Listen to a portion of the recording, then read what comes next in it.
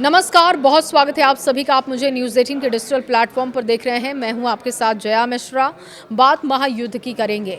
Middle east में चल रहे युद्ध के बीच अब ईरान और उसके पड़ोसी देश अजरबैजान के रिश्ते बेहद नाजुक मोड़ पर पहुंच चुके हैं।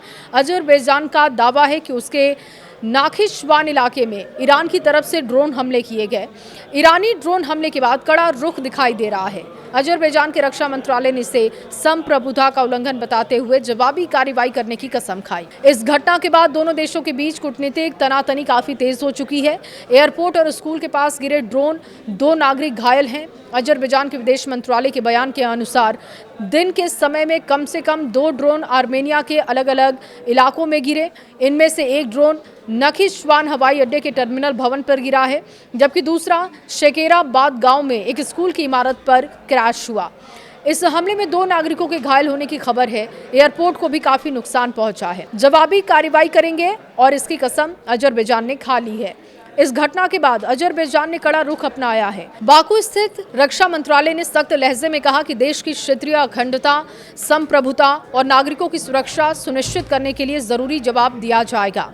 मंत्रालय ने चेतावनी दी है कि इस हमले को बिना जवाब दिए नहीं छोड़ा जाएगा और इसके अलावा अजरबैजान ने बाकू में मौजूद ईरानी दूत को तलब करते हुए इस घटना पर कड़ा विरोध भी दर्ज कराया है। कहा कि ये अंतर्राष्ट्रीय कानूनों का सीधे उल्लंघन है।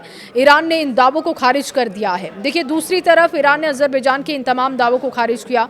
ईरानी सशस्त्र बलों ने एक बयान जारी करते हुए साफ किया कि उन्होंने अजरबैजान गणराज्य की तरफ कोई ड्रोन नहीं दागे। ईरान के सरकारी टीवी चैनल ने इस पूरी घटना का ठिकरा इजरायल पर फोड़ते हुए कहा कि ये मुस्लिम देशों के बीच दरार डालने और रिश्ते खराब करने की कोशिश दिखाई देती है। ये सोची समझी साजिश है।